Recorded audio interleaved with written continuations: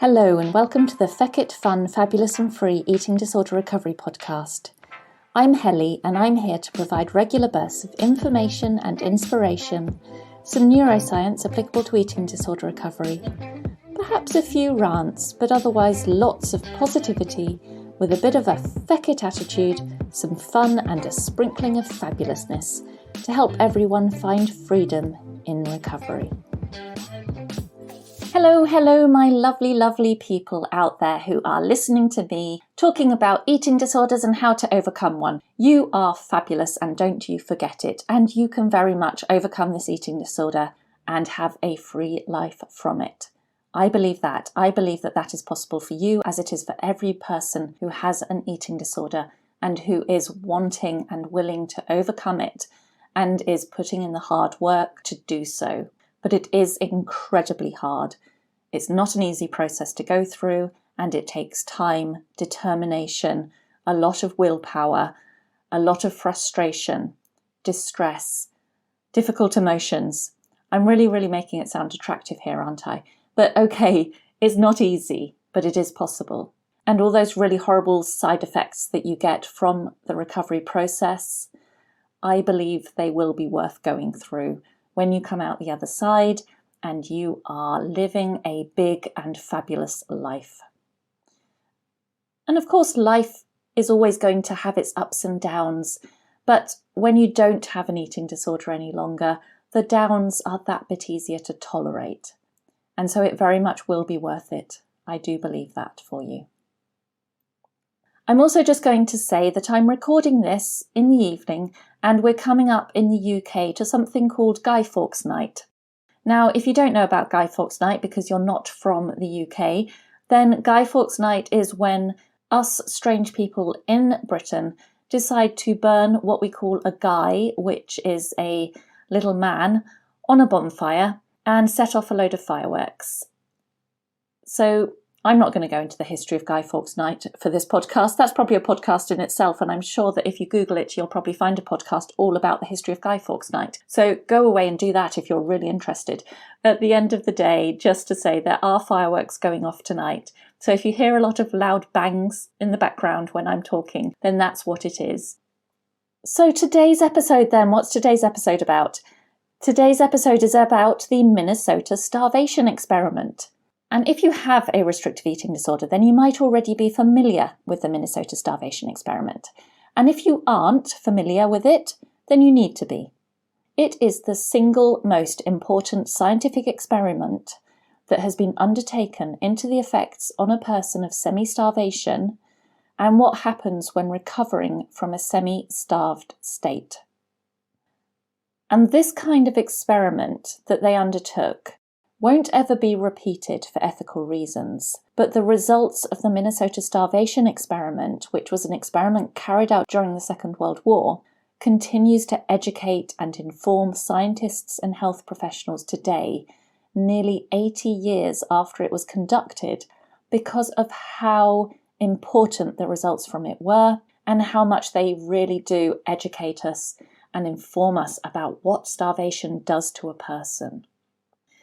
And you need to know this when you have a restrictive eating disorder, because when you have a restrictive eating disorder, you are in a state of energy deficit. You are in a state of semi-starvation, whether you believe that to be true for yourself or not. So this is the first episode of 2 episodes that I'm going to make about the Minnesota Starvation Experiment and what the experiment involved and some of the key findings from it. In the next episode, I'm going to talk about why the results from the Minnesota Starvation Experiment matter to people with restrictive eating disorders today and what the experiment teaches us. So one of my listeners recently asked me to talk about how to cope with weight gain and overcoming an eating disorder. And I was thinking about this and thinking maybe I haven't talked enough about this in my podcast episodes. But I thought, you know what, a really critical first step in beginning to accept weight gain in recovery is to understand why it is so necessary. And knowing about the learnings from the Minnesota Starvation Experiment will help you with that. And so in future episodes, I'm also going to discuss set point theory and overshoot theory and why these scientific understandings about the optimal health requirements of a body are important. And perhaps understanding this will make it then that little bit easier to rationalize why you do need to accept and allow the weight gain in order to fully heal and emerge from the addicted state of energy deficit that a restrictive eating disorder will create. And just to say that the information I'm going to talk about in this episode is taken directly as well from my book, Addicted to Energy Deficit. So if you do want to know more about this topic or about all kinds of other topics, about the neuroscience related to eating disorders, about some of the biology related to eating disorders and overcoming one, then please pick up a copy of Addicted to Energy Deficit, which you can pick up from any online book retailer around the world. So, a restrictive eating disorder then puts your body into a state of energy deficit, and in simpler terms is a state of semi-starvation. And that's true whether you look starved in a skin and bone emaciated sense or not. If your body weight is below the level that your brain recognizes to be optimal for your health, then you are in a state of starvation. A semi-starved state occurs with a restrictive eating disorder when you are consistently eating restrictively compared to your body needs and or compensating for the energy that you do take in. So you don't have to be eating tiny amounts to be in a semi-starved state. You just need to be eating less than your body needs and holding your body below its optimal set point. So that is the other factor in why a restrictive eating disorder causes this semi-starved state, is that while your body stores of fat and lean tissues remain below the level that's optimal for your set point, you will remain in a state of semi-starvation. And it's for that reason that you need to know about the Minnesota Starvation Experiment. So the Minnesota Starvation Experiment was conducted during the Second World War between 1944 and 1945.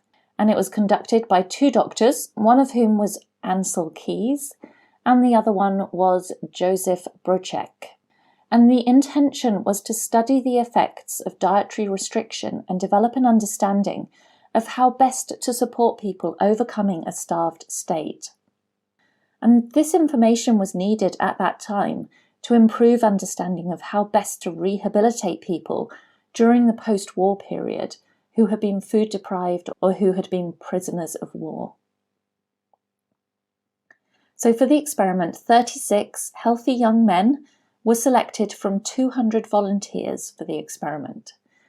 And these 36 young men were chosen because they were seen to be the most robust and physically healthy, mentally healthy of the 200 that they were selected from. And these young men were conscientious objectors to the war, and they ranged in age between 20 and 33. The initial experiment that these men went through was then made up of 3 phases. So first of all, they had what was called the 3-month control period. And during this initial phase, the men were fed individualized amounts to maintain their ideal body weight. And their ideal body weight was also called their control weight. And that was pretty much the weight that the men were at when they came into the experiment. And so the average amount that each man was fed in that period to maintain their ideal body weight or their control weight was around 3,492 calories. Now, I should say here, yes, I am going to talk some calorie numbers in this episode, but I don't think there's anything that hopefully you might consider triggering in that. These numbers are critical to understand if you want to understand about the experiment and how it was conducted and the findings from it.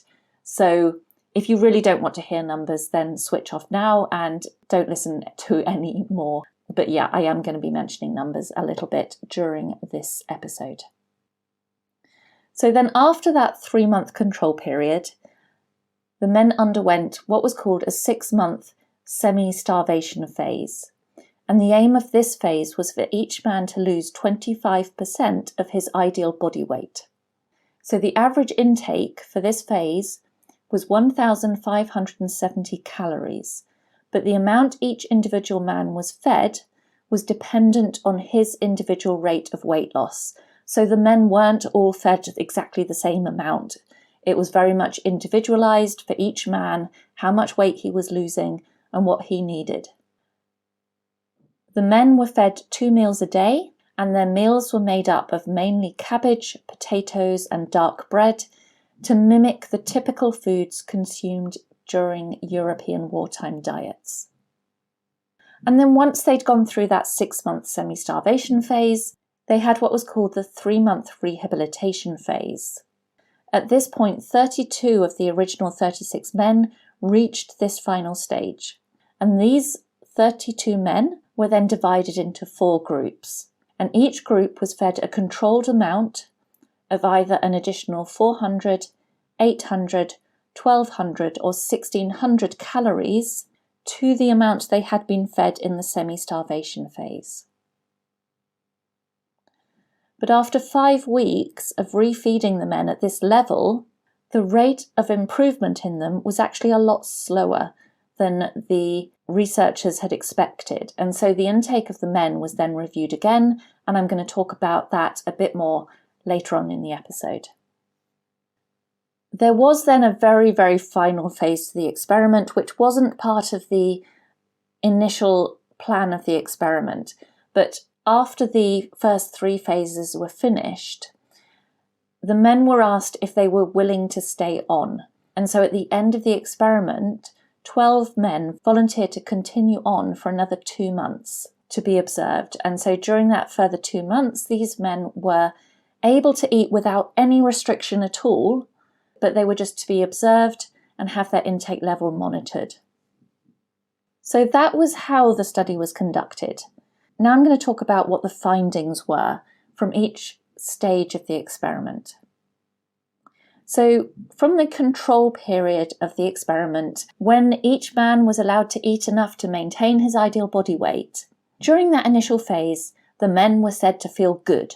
They were energized, they were engaged, they volunteered in local community projects, some of them were studying at the university, and they really took part in a variety of cultural activities in and around the city of Minnesota.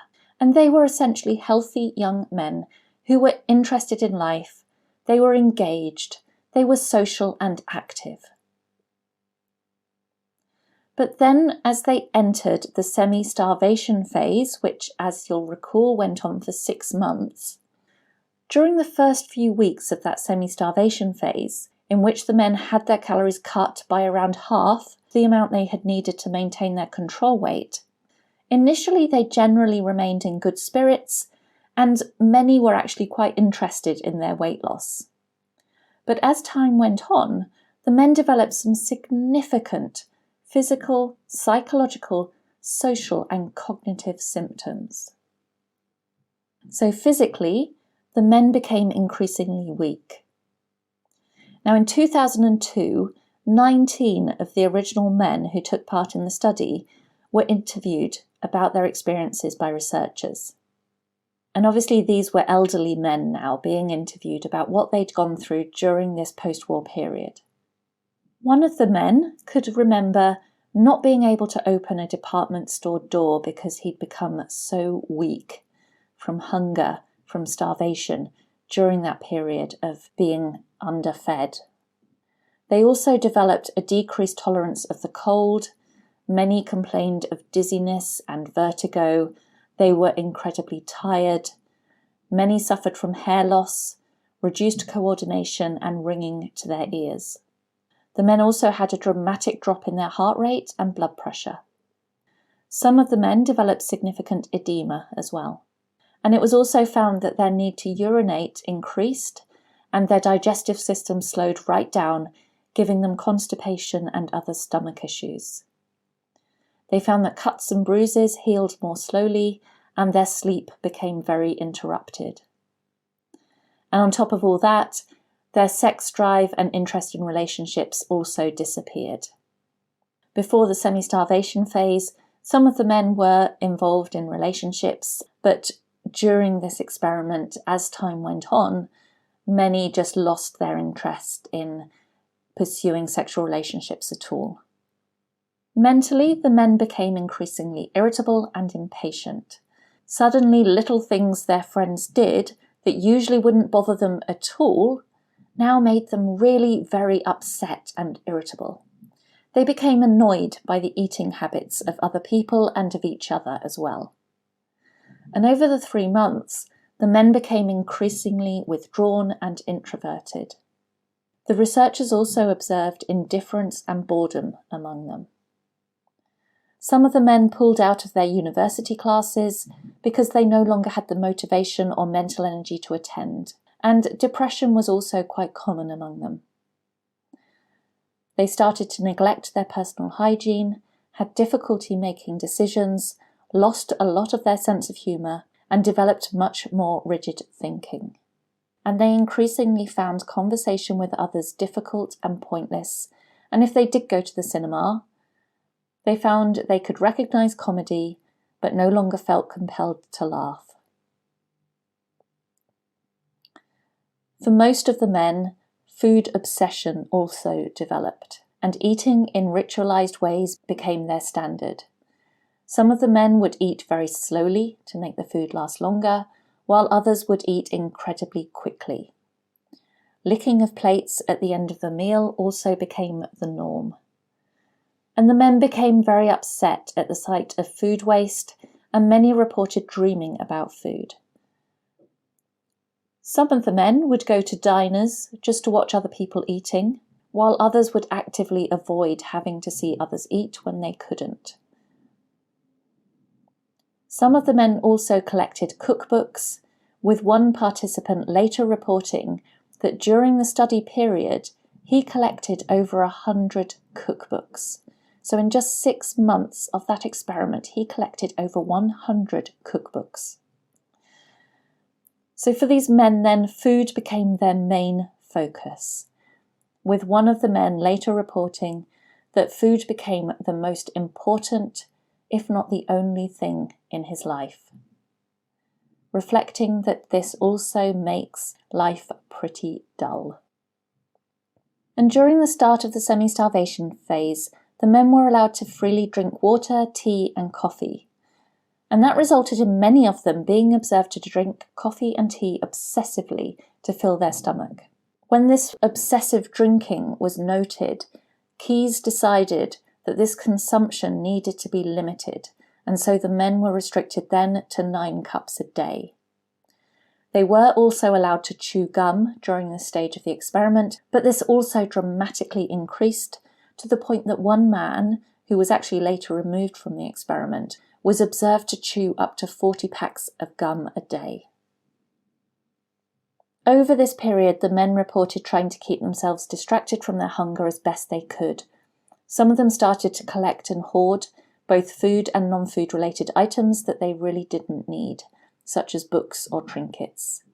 And in the 2002 interviews, one of the men still couldn't make sense of the hoarding behaviour he experienced at the time, although that hoarding behaviour was very likely a part of the scarcity mindset that develops when you're also semi-starved, and I've made a podcast episode about the scarcity mindset that you can get with an eating disorder, which you can go back and listen to if you haven't yet.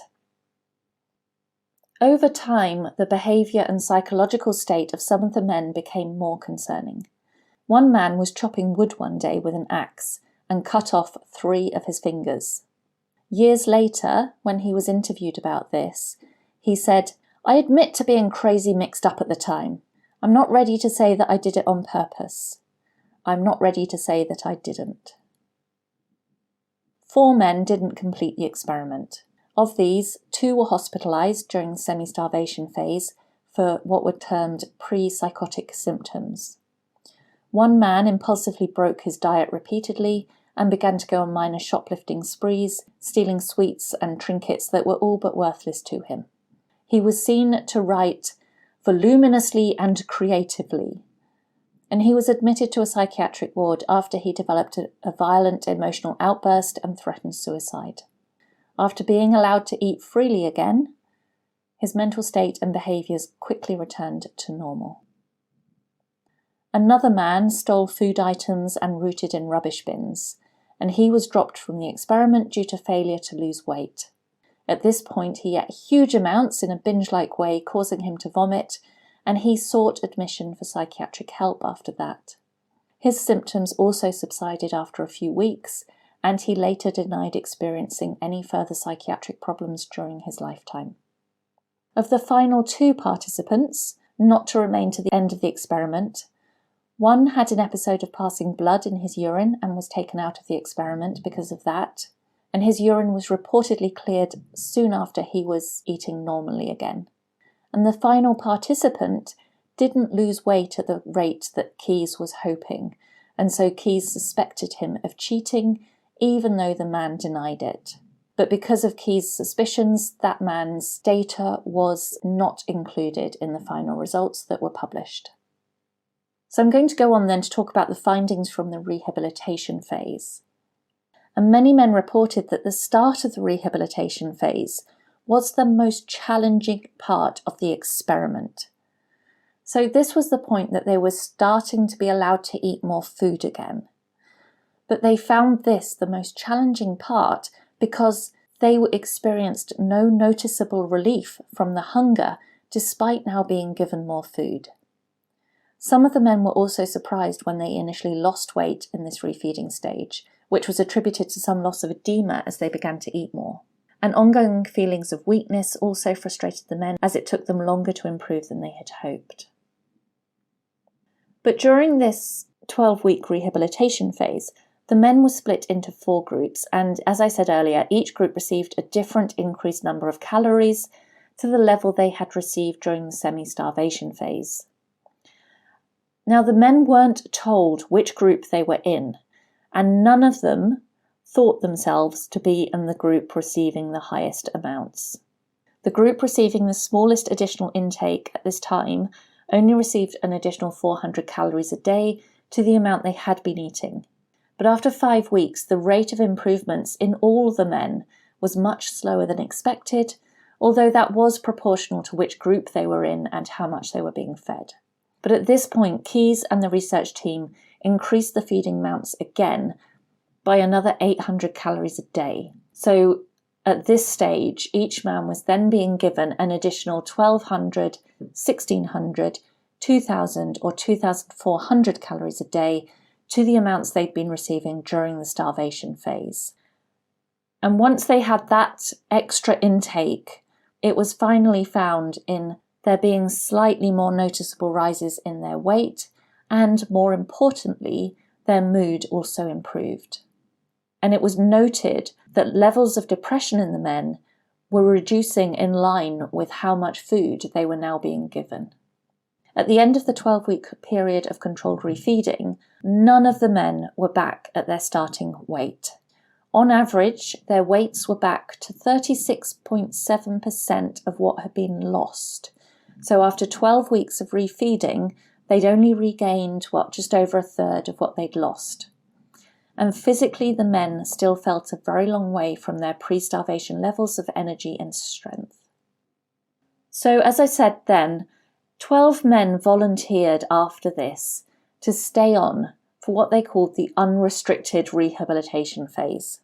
So these 12 men stayed on to be observed and monitored over another 8 weeks, while now being allowed to eat completely unrestrictedly. Well, supposedly, we'll get to that bit in a minute.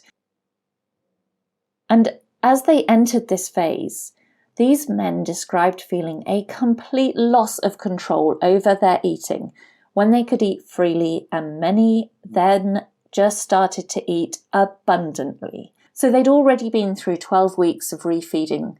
They'd already gained over a third of their body weight back. But now, once they were told they could just go for it, they could just eat whatever they wanted, they could eat as much as they wanted now. Some of them really found themselves feeling out of control with how much they wanted to eat, and they did go for it. One of the men in the later interviews described a day when he'd eaten several large meals in town in a very short space of time and was then sick on the bus on the way back to the accommodation because his stomach couldn't cope with it.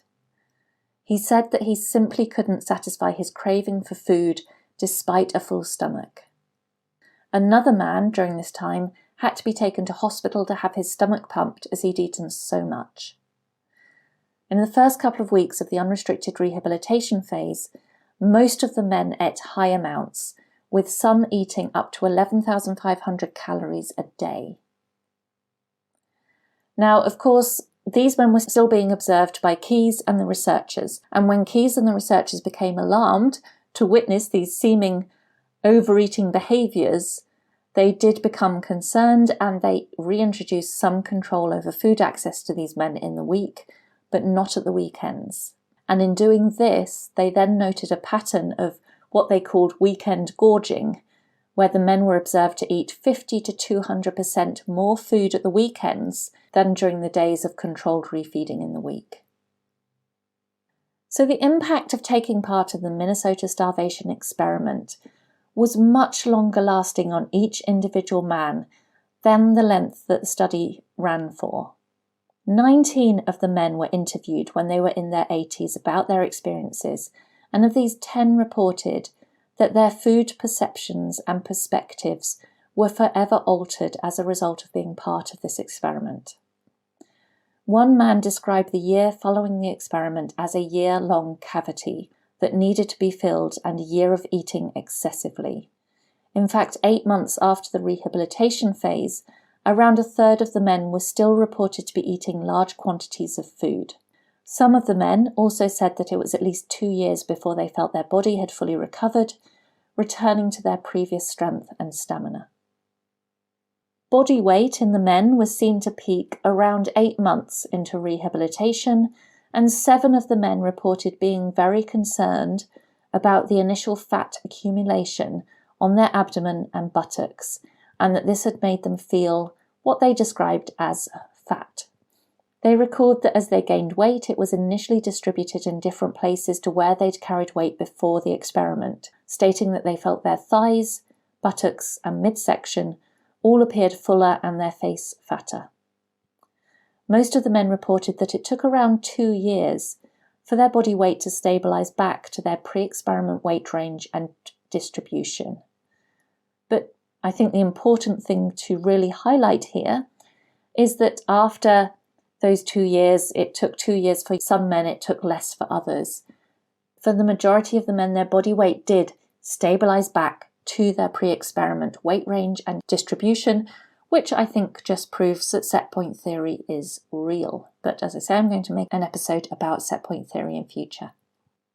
The depression seen in all the men improved rapidly when they were eating freely again, and one man who reported a deep, dark depression during the experiment said that it improved during the rehabilitation phase and that he had no further psychiatric problems in his lifetime either. Now, the adult children of one of the men were interviewed recently, and they reported that their late father's relationship with food and his body was forever altered by his experiences in going through the experiment. They could recall him telling them that food deprivation was the hardest thing that could ever be inflicted on a person, creating a loss of any kind of life sustenance. And they also spoke about the fact that their father always had to have food close at hand so that he knew that it was there when he needed it for the rest of his lifetime. And I think it's really interesting as well that after the study, many of the men chose to enter into either charitable work that involved getting food to the starving or hungry, and a couple of them even had careers working with people who were deprived or hungry. There was just a sense within the men after the experiment of needing to support others who were starved because of their understanding and empathy for just how hard, how distressing, how horrible hunger is. These men went through a life-changing ordeal during the Minnesota Starvation Experiment. But when asked later if they would repeat it if they were asked to, all but one of them said that they would.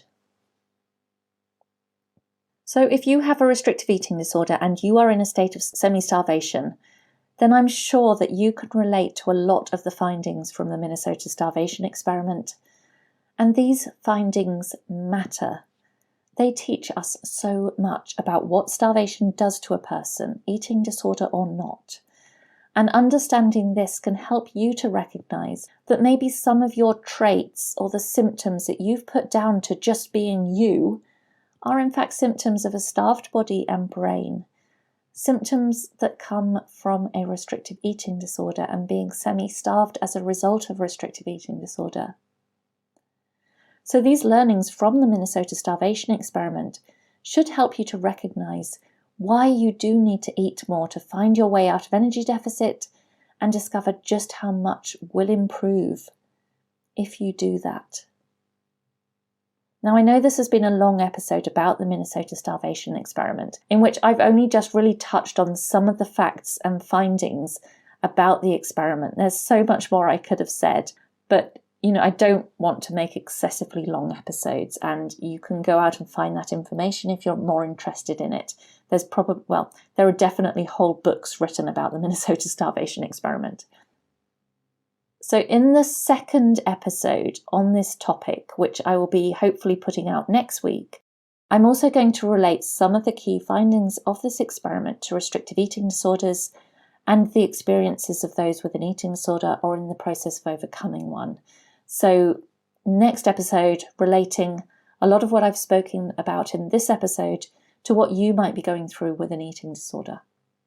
That's it for today then. I hope that's been helpful. I hope that's given you something to think about and to really think about what impact just being hungry, just being starving is having on your life, and just how much insufficient food intake really does impact a life in so many ways, mentally, physically, psychologically, socially, sexually, every way that it can possibly impact somebody, it will impact.